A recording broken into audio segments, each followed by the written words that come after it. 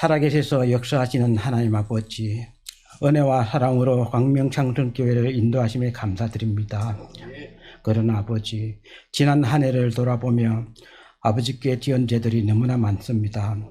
알게 모르게 허물어뜨리는 작은 욕으로 인하여 작은 죄를 정하시 여기고 죄라는 것을 잊어버리고 그냥 이 정도면 되겠지 하는 생각에 사로잡혀 있었습니다.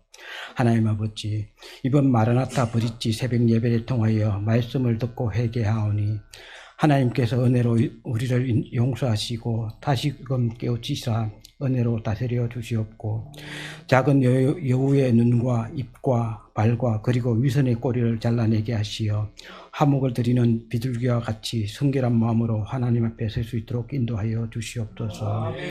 또한 하나님의 은혜로 말미암아 우리의 모든 행실이 절제가 되게 하옵시고 광명창성교회가 화목을 드리는 비둘기처럼 우리 모두가 자신의 감정에 얽매여 살지 않고 하나님 앞에 늘 기도하며 성도들 간의 사랑으로 종로로 타는 교회가 될 수 있도록 인도하여 주시옵고 우리의 입술을 날마다 제어하시어 상처를 주지 아니하고 말을 아끼며 기쁨으로 이 지역 사회를 살리는 일꾼으로서 부족함이 없게 은혜를 내려 주시옵소서. 하나님 아버지, 오늘이 2023년도 마지막 날입니다. 지난 한 해를 돌아보면 시시때때로 하나님의 구속의 은혜로 돌봐주셨고 올 한 해 모든 성도님들 가정마다 잘 지켜주시고 또한 간정이 넘쳐나게 하시고 기쁨과 즐거움으로 인도하여 주셔서 감사드립니다. 내년에는 올해보다 100배, 60배, 30배를 더하여 은혜를 베풀어 주시옵고 모두의 삶이 천국이 되는 은혜를 내려 주시옵소서. 하나님 아버지, 광명창성교회 5개국 사역이 균형을 이루며 더욱 번성케 하옵시고 많은 이들이 이곳에서 하나님께 예배드리며 영광을 올려드릴 수 있도록 역사하여 주시옵소서. 하나님의 아버지, 광명창성교회 모든 부서가 부흥하기를 원하옵니다. 아버지, 하루속히 역사하여 주시옵소서. 하나님 아버지, 이 나라 이 민족을 기억하시고 또한 세계 열방을 기억하셔서 하나님께서 은혜로이 다스리시어 환경과 질서 그리고 아버지께서 원하시는 모든 것들이 다시금 일어설 수 있도록 인도하여 주시옵소서.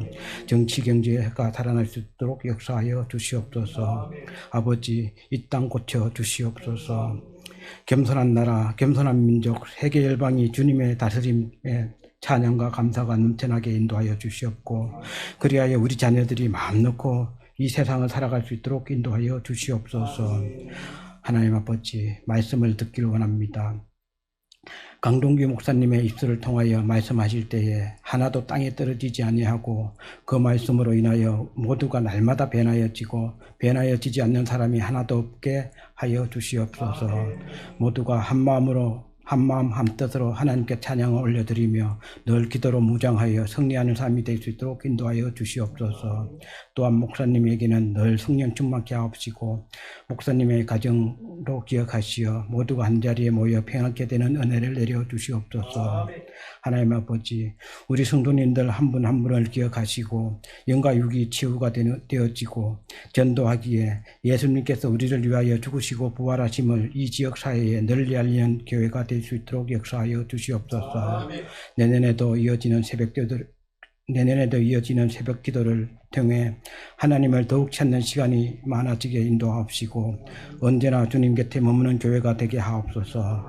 찬양과 봉사로 섬기는 이들을 기억하여 주시옵고 보이지 않는 곳에서 섬기는 이들을 또 기억하여 주시옵소서. 감사합니다. 아버지, 늘 광명창성교회 영광으로 계시는 예수님의 이름으로 기도드리옵나이다.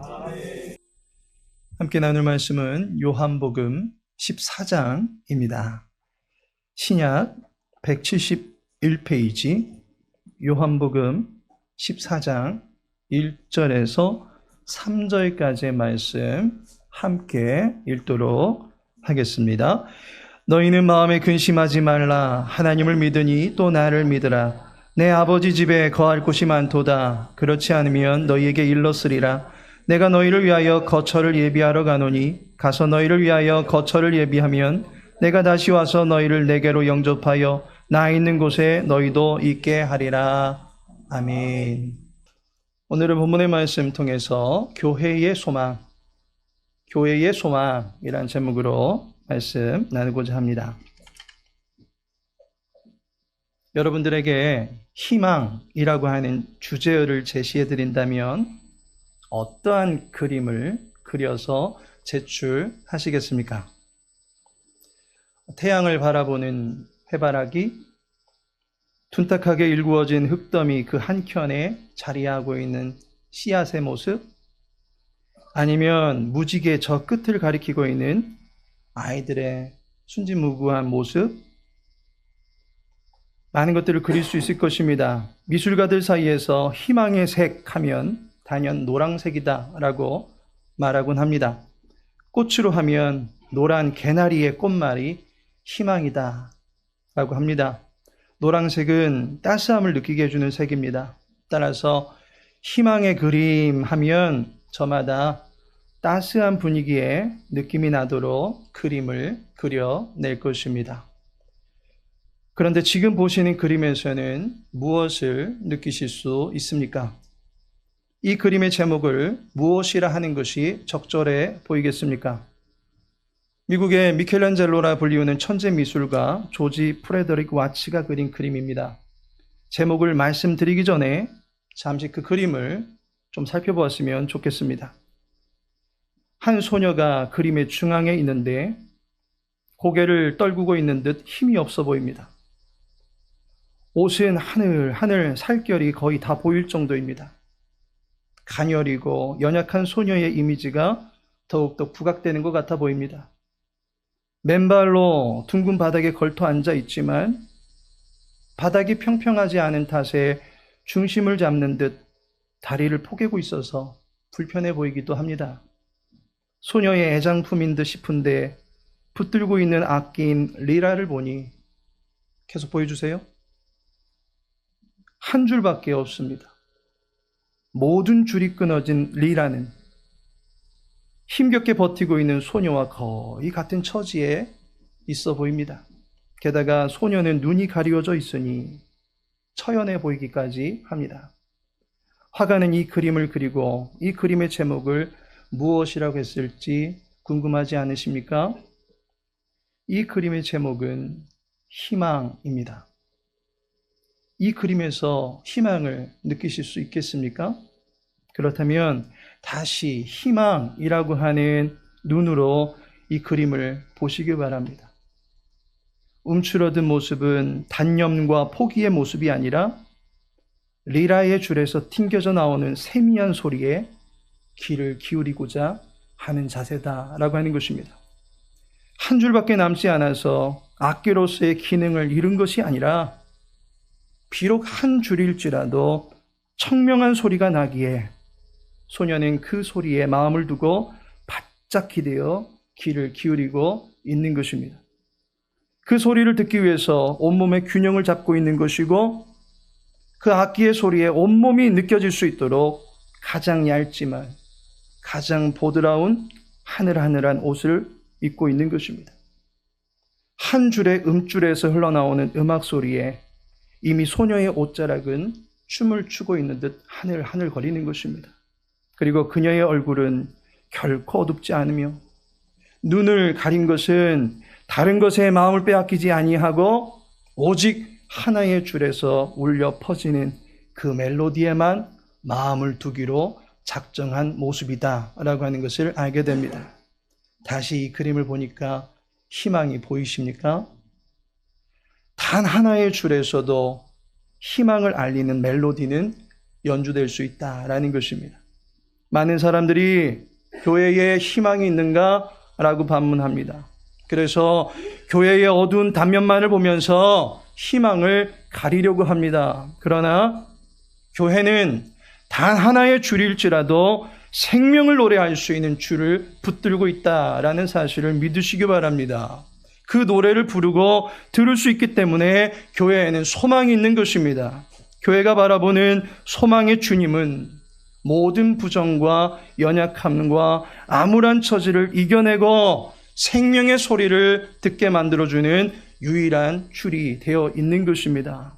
예수님이 교회의 유일한 소망이십니다. 우리가 믿고 의지해야 될 예수님은 믿음의 주이시지만 또 한편으로는 소망의 주이시기도 합니다. 따라서 우리는 예수님을 소망할 수 있어야 합니다. 이 시간에는 본문의 말씀을 통해서 교회가 간직한 소망의 구체적인 모습이 무엇인지 알아보고자 합니다. 본문을 보니까 예수님께서 제자들에게 자신의 공생의 사역 이후에 일어나게 될 일들에 대해서 말씀하십니다.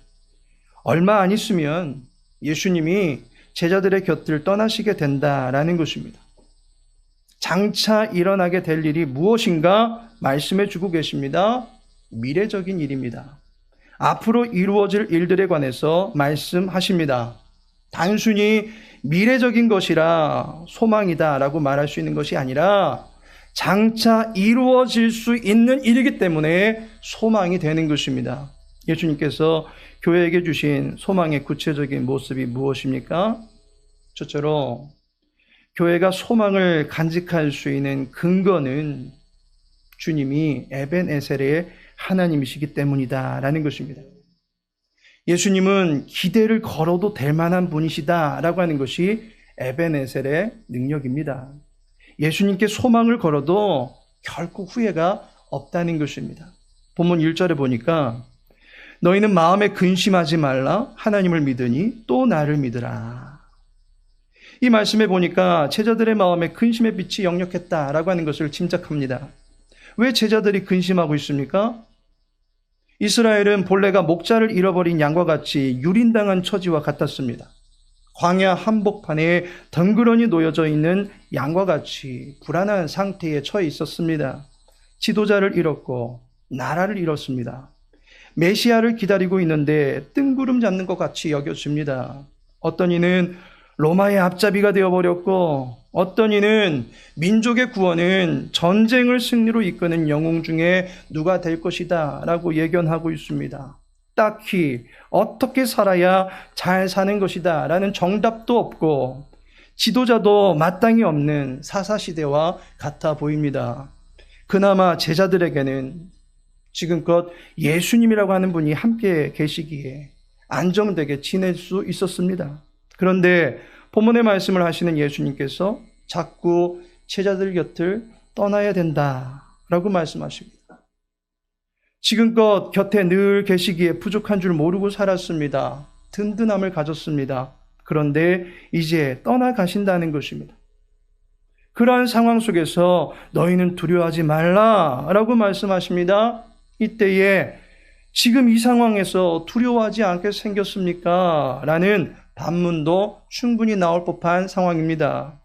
예수님이 떠나가시면 저희들 보고 어떻게 하라는 것입니까? 지금껏 예수님 따라서 지내왔는데 여기서 떠나가시기라도 하신다면 저희들 보고 어떻게 지내라고 하는 것입니까? 라고 하는 막막한 앞날에 대한 두려움이 엄습해 올 수 있는 것입니다. 또다시 목자 잃은 양과 같은 신세가 될 수도 있는 지경이니 왜 불안감이 생기지 않겠습니까? 제자들은 서로 간에 자기들이 더욱 높네, 낮네, 우열을 따지는 그러한 처지에 있었습니다. 예수님이 계시지 않는 상황이 되면 또다시 이들은 리더십의 부재 속에서 혼란과 서로 간의 갈등을 겪을 수밖에 없을 것입니다. 그런데 주님께서 두려워하지 말라라고 하십니다. 정말로 예수님의 말씀 따라서 두려워하지 않아도 되겠습니까? 이 물음에 대한 답은 에벤에셀의 하나님이심을 소망할 때 풀릴 수 있다는 것입니다. 에벤에셀이라고 하는 말은 사무엘상 7장 12절에 나오는 말입니다. 사무엘이 돌을 취하여 미스바와 센 사이에 세워 이르되 여호와께서 여기까지 우리를 도우셨다 하고 그 이름을 에벤에셀이라 하니라. 에벤에셀은 도움의 돌이라는 의미입니다.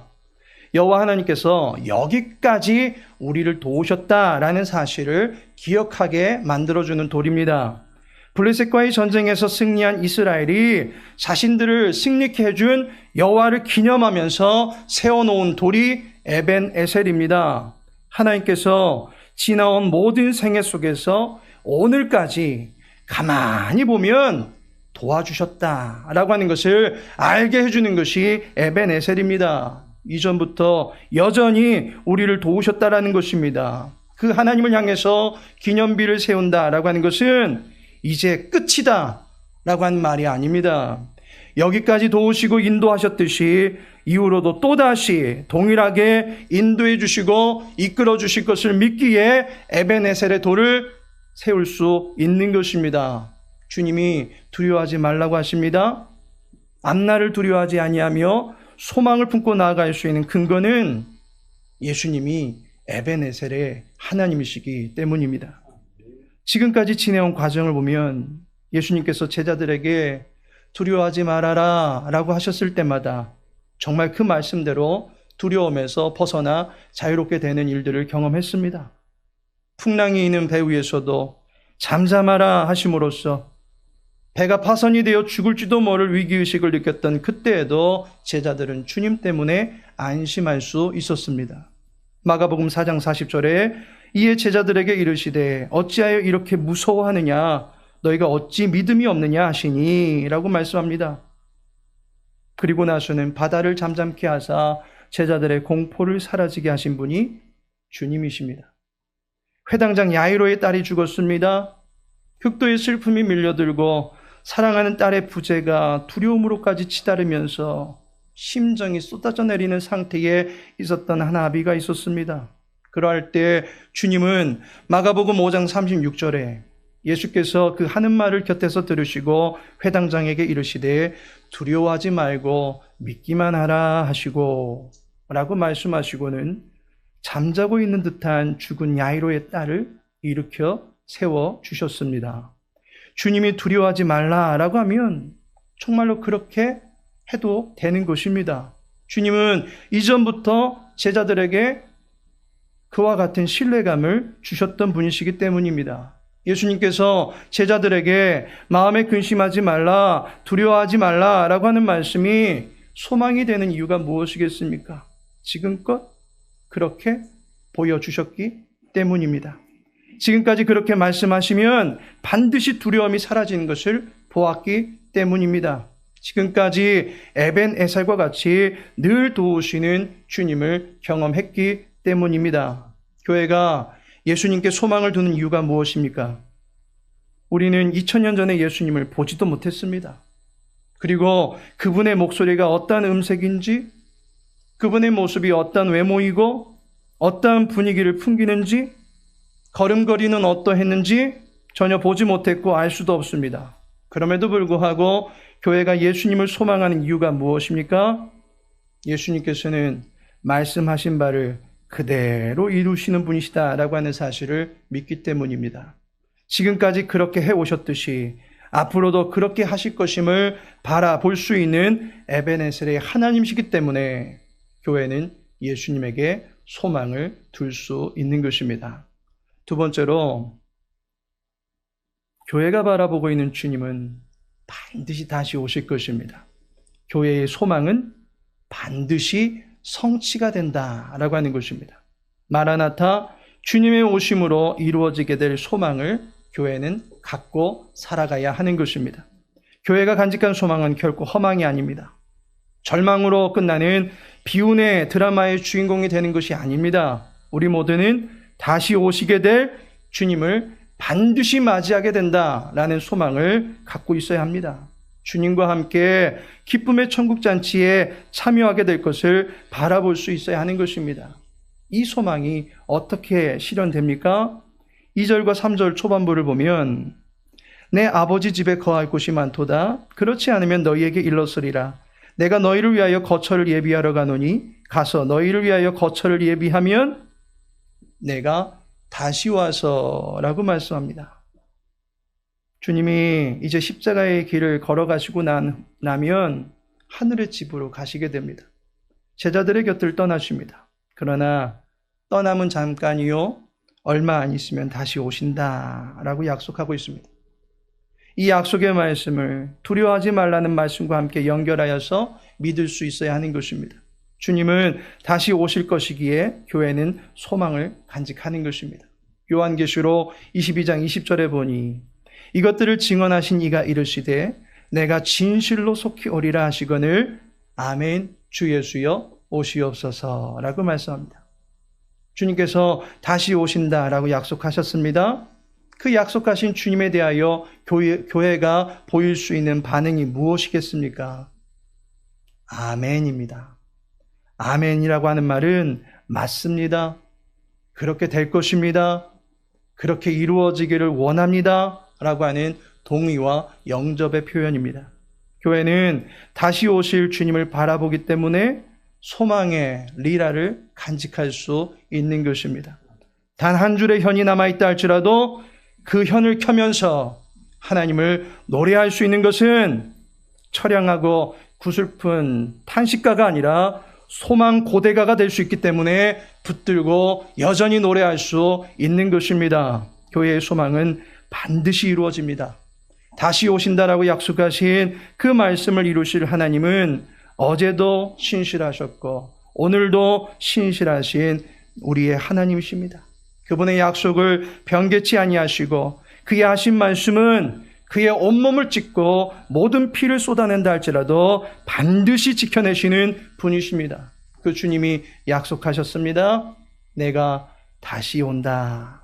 그렇다면 이 말씀을 들은 교회는 소망을 품고 답해야 될 것입니다. 아멘. 주 예수여 어서 오시옵소서. 이러한 소망의 마음을 간직할 수 있는 주의 교회 모든 권속들 되시기를 바랍니다. 교회는 다시 오실 주님을 바라보고 그 일이 반드시 이루어지는 소망이다라는 사실을 끝까지 붙들 수 있어야 하는 것입니다. 마지막으로 교회의 소망의 줄이 끊어지지 않는 것은 하나님이 우리와 함께 하시기 때문입니다. 소망은 한편으로는 버티는 것이다 라고도 볼 수 있습니다.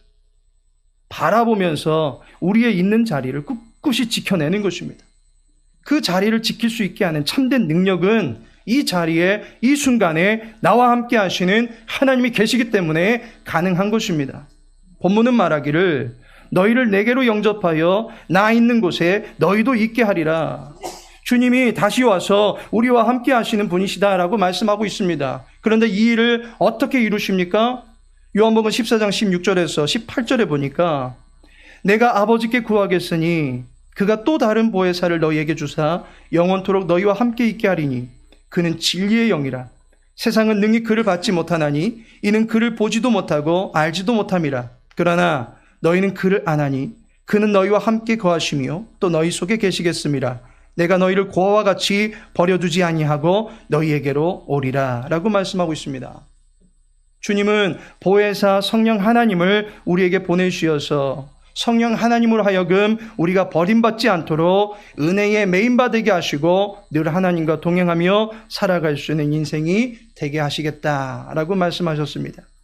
이제 주 예수를 구주로 믿고 그 입술에 예수의 구원자 되심을 고백하고 그 마음에 구원의 확신을 머금고 살아가는 모든 이들에게는 성령 하나님의 내주하심과 교통하심과 역사하심이 일어나게 되는 것입니다. 하나님이 우리와 함께 하시는 임마누엘의 능력이 성령 하나님으로 말미암아 우리 가운데 펼쳐지게 되는 것입니다. 실상 우리는 스스로 버티지 못합니다. 어떻게 이 험한 세상을 버텨나갈 수 있겠습니까? 불안과 염려와 걱정과 탄식과 슬픔과 고통과 아픔과 번민이 이 세상을 살아가는 우리의 실제적인 모습이다라고 말할 수 있을 것입니다. 욥기 5장 7절에 보니까 사람은 고생을 위하여 났으니 불꽃이 위로 날아가는 것 같으니라 라고 말씀하고 있습니다. 불꽃이 당연히 위로 날아 올라가듯이 인생은 가만히 보면 고통의 화덕 속에서 이리 살아도 아픔이고 저리 살아도 아픔을 당하며 살 수밖에 없다라는 것입니다. 이런 인생을 어떻게 홀로 걸어가는 것이 가능하겠습니까? 때로는 교회 공동체 안에서 위안을 얻으면서 한번 버텨보기도 합니다. 바람이 있다면 고난 속에서 허덕이기 전에 빈 그릇에 기름이 차게 해주시고 준비해 놓은 그릇마다 가루가 떨어지지 않게 되어서 어려움이 아예 내 인생에는 없었으면 하는 그런 바람이 많을 것입니다. 그런데 하나님은 기적적으로 우리를 돌보실 수도 있겠지만 일상 속에서 주님의 함께하심을 확인하게 해주셨다라는 것입니다. 그래서 우리는 어떤 때는 깊은 수렁에 빠지기도 하고 천길 낭떠러지 아래에 고립되어 버린 양과 같은 신세가 되기도 하는데 하나님께서 그 처지에 이르도록 막아주시거나 방어해 주시지 아니하시고 도리어 그 처지에 이르는 것을 허용하실 때도 있다는 것입니다. 그러한 때 기적같이 날아오르는 것이 아니라 도리어 그 과정 속에서 다시금 뛰어오를 수 있도록 영적 근력을 길러주는 시기로 그 고난의 시기를 이용하시기도 하고 그 가운데서 구원의 때가 임할 때까지 인내할 수 있는 끈기도 갖게 해주시는 것입니다. 어떤 어려움도 찾아오지 않거나 어려움 중에 불사신처럼 일어나게 하시기보다는 어떤 어려움이 찾아와도 함께 하시는 주님 때문에 죽는 것조차도 유익하게 여길 정도로 대범하게 살아가게 만들어 주시는 것입니다. 미국 펜실베니아의 레바논 교회에서 목회를 담당하셨던 엘리사 호프만 목사님이란 분이 계십니다. 어느 날은 신방을 하던 중에 너무 슬픈 목소리로 울던 한 성도를 만나게 됩니다. 구슬프게 우는 그 여인의 사정은 좀처럼 알 길이 없었습니다. 그저 곁에서 어떻게 하면 좋아요?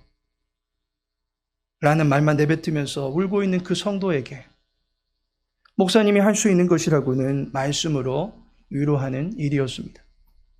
수고하고 무거운 짐진 자들아, 다 내게로 오라. 주님이 말씀하셨듯이 진정이 안 되고 답답하고 그 무거운 심정을 주님께 맡기세요 라고 권면합니다. 그 권면에도 불구하고 슬픔이 가시지 않는 그 성도님은 곁에서 계속적으로 구슬프게 울고 있는데 그 모습을 보는 목사님께서는 한없이 작아질 수밖에 없는 것입니다. 하지만 인생의 고통에 매인받은 사람에게 답은 하나밖에 없습니다. 예수님께 말씀드리세요. 예수님께 구하세요. 예수님만이 도우실 수 있습니다. 그 성도는 그제서야 그 말씀대로 하겠다면서 마음을 진정시키게 됩니다. 이후로 목사님께서는 이 일을 경험하고 나서 하나의 찬양시를 작시하게 됩니다. 찬송가 337장입니다.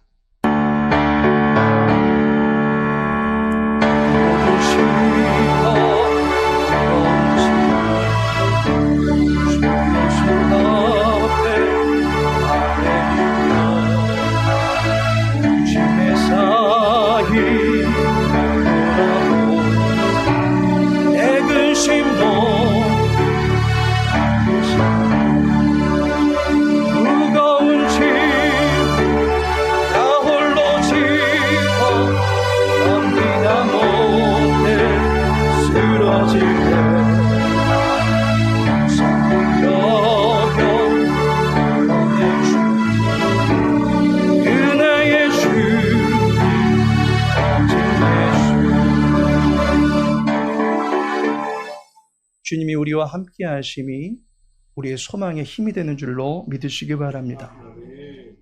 세상 사람 날 몰라줘도 또한 그 누가 나의 괴로움을 알까 싶다 할지라도 주님은 늘 함께 하시기에 알고 계시고 도우실 수 있습니다. 히브리서 4장 15절에 우리에게 있는 대제사장은 우리의 연약함을 동정하지 못하시리가 아니다 라고 말씀하고 있습니다. 우리와 함께 하시는 주님이 우리의 처지를 가장 잘 아십니다. 임마누엘의 하나님이 우리가 소망을 잃지 않고 이 험한 세상을 살아갈 수 있도록 내 곁에서 도우신다라고 하는 그 사실에 위로를 얻으시고 소망을 간직하며 살아가는 주의 교회 권속들 되시기를 주님의 이름으로 축복합니다. 하나님께서 사랑하시는 성도 여러분, 2023년의 마지막 날이 되었습니다. 2023년 첫날을 맞이할 때를 회상해 보게 됩니다. 2023년의 새해를 예배로 맞이하면서 우리는 소망을 품었습니다. 여호와의 기운으로 서라 라는 주제를 마음에 새기면서 여호와께서 세워주실 교회의 모습을 소망하며 여기까지 오게 되었습니다. 그렇게 마음에 간직했던 소망이 어느새 우리의 실제 삶에 이루어진 현실이 되게 해주셨습니다.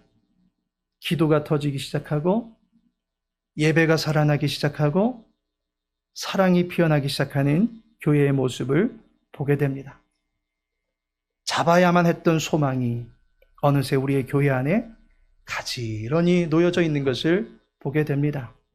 여기서 자고하지 아니하고 앞으로도 계속해서 여호와의 기운으로 서가는 교회가 되기를 함께 소망하며 나아가시기를 바라겠습니다.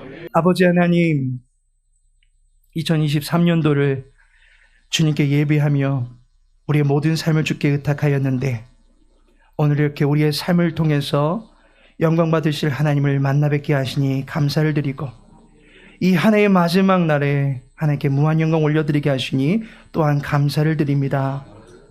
사랑하는 우리 교우들 천국의 소망을 품고 나아갈 수 있도록 도와주옵소서. 다시 오실 주님을 믿음으로 바라보며 살아가는 복된 인생 되게 하여 주옵소서. 지금까지 지내온 모든 삶을 돌아보니 그 모든 삶을 하나님께서 돌보아 주셨습니다. 이후로도 영원토록 우리의 삶을 헤아리시고 돌보아 주실 주님만을 의지하며 살아가기를 원합니다. 우리의 삶의 표대가 되시고 능력이 되어 주옵시고 길이 되어 주옵소서. 오직 믿음으로만 살아가는 주의 백성 되어질 때 그 삶 가운데 찾아오실 주님을 기대하며 살아갈 수 있도록 도와주옵소서. 예수님의 이름으로 기도합니다. 아멘. 이제는 성자 예수 그리스도의 은혜와 성부 하나님의 크신 사랑과 성령 하나님의 내주 교통 인도 위로하심이 소망의 주와 함께 오늘까지 인내하며 믿음의 길을 걸어온 그로 인하여 주님을 소망하며 다시금 믿음의 길을 걸어가기를 소망하는 주의 백성들 위해 이제로부터 영원토록 함께 있을지어다. 아멘.